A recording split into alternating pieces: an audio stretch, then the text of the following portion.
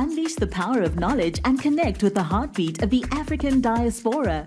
Download our African Diaspora News Channel app now on Google Play and Apple App Store. Stay informed with authentic and diverse perspectives, breaking news, and cultural insights. Immerse yourself in a community that celebrates unity, resilience, and progress. Experience the vibrancy of the diaspora at your fingertips. Don't miss out. Empower your perspective today. Search African Diaspora News Channel and join the conversation.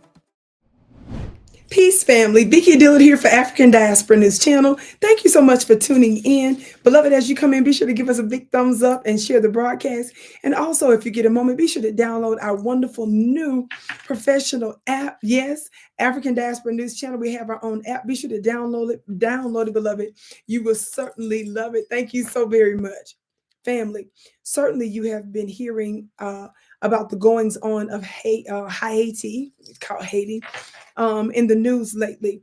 And you must know that America and the West never really discuss Black nations such as Haiti unless there's something suspicious and strange and exploitative going down there.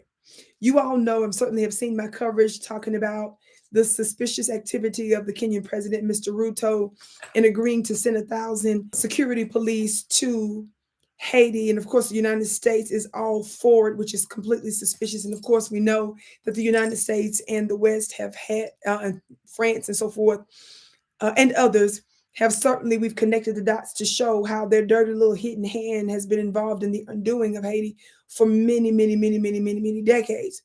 And so, of course, the United States knows that we're well aware of that history, and so she does not want to be exposed. And so I believe that we have credibly alleged that Mr. Ruto and Kenya and the Kenyan soldiers, which my understanding now there's a snag in him sending it there now, a temporary delay right now in him sending those soldiers there. But just the fact that he would have been agreed to do something like that lets you know and plausibly, incredibly come to the conclusion that it is the imperialist countries that want to put a black face on the undoing of Haiti. More importantly, this beautiful gentleman by the name of Isaiah Jules, hopefully I pronounced some of that right. Some of it right. I think I got a portion of it right with this Mississippi accent. He is of the National Movement for Liberty and Equality of Haitians for Fraternity.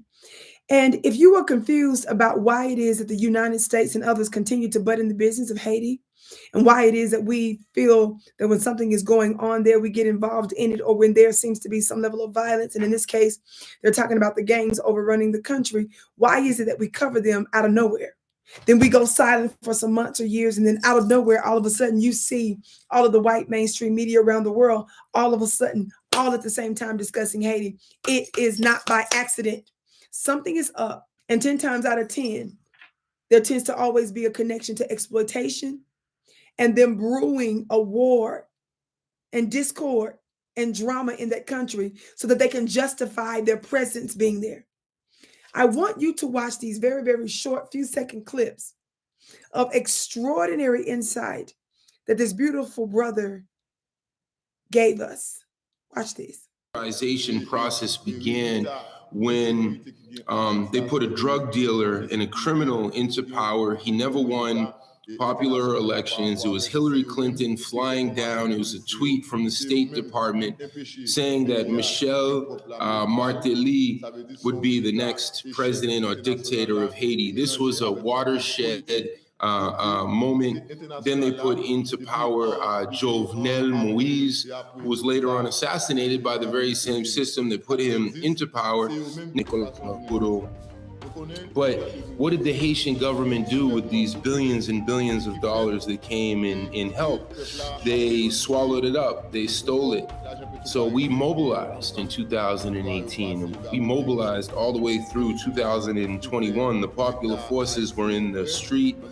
We were able to recognize the role that Bill Clinton and Hilary Clinton and the other imperialist criminals played, putting Preval and others into power. We saw Petro-Caribbean as an alternative to the World Bank. and the International Monetary Fund as an alternative to the environmental catastrophe that imperialism has always represented for us. Did you hear him refer to Hillary Clinton twice? Notice he made the connection, but and the blame for their misleadership, the misleadership that they're experiencing in their country, due in part to Hillary Rodham Clinton. Now, I have discussed before the connection between the Clintons and some of the goings on in Haiti. Now, we know many years ago that the first Bush, under threat of deletion of the democratically elected president Aristide, we put weapons to his head and told him he needs to leave the country or we would unalive him. Yes, the United States of America under Bush 1. So Bush 1 removed him from office. The next president was Bill Clinton. Bill Clinton negotiated with Aristide, helped to restore him back to office. Think about that. But with the caveat of lowering the price of some of the rice tariffs there, which drove Haiti back into an economic depression and global exploitation, because all of these other countries got the benefits of these tariffs while Haiti was messed over, in other words. This was a negotiation that was done by Bill Clinton. Now, this is not including the other reports of some of the activity, the suspicious activity that has been credibly alleged to the Clinton Foundation and others. So when Bush 2 got in office, guess what Bush 2 did? Exactly what his daddy Bush 1 did. Threatened to unalive him, forced him to get on the plane with CIA without letting him know where he was going, then ultimately dropped him off in Africa. And he remained exiled.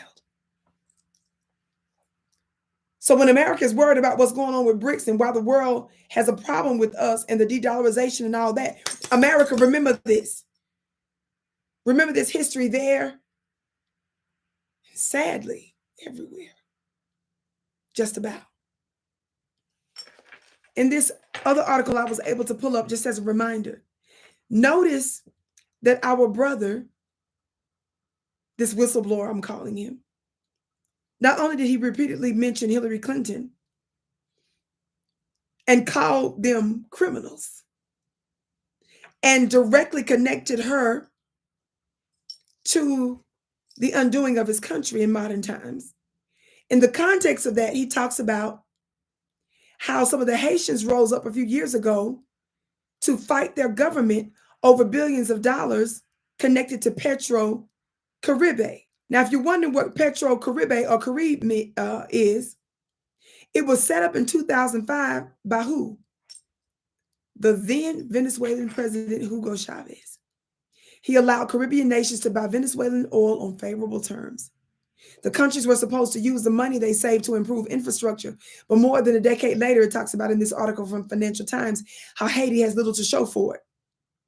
It talks about how last year, at the time of this article, Haiti's Court of Auditors reported that the officials mismanaged up to $2 billion of Petro Caribe's cash, and a company managed by Mr. Mose was involved in questionable road building scheme. Now, you heard this whistleblower, this activist, this leader, tell you that they saw Petro Caribe as an alternative to the World Bank and the International Monetary Fund, known as the IMF, and solving the problems of some of the so-called climate issues. Yes,